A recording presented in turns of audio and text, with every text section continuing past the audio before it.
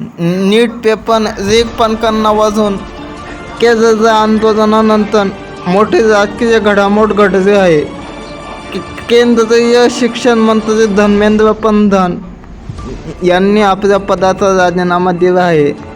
गेल्या काही दिवसात नीट परीक्षेतील गतित गैरव्यवहार आणि पेपर लीक पालकांना वाजून विद्यार्थी आणि पालक आणि विविध संघटनांकडून तीव्र आंदोलन करण्यात येत होते.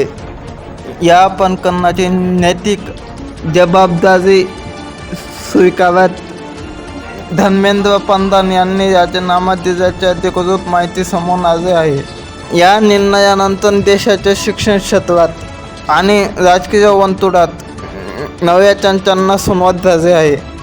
आता केंद्र सरकार नव्या शिक्षण मंत्र्याची घोषणा कधी करणार आणि नीट पालकांनी पुढे कोणते निर्णय घेणार याकडे सर्वांचे लक्ष लागले आहे.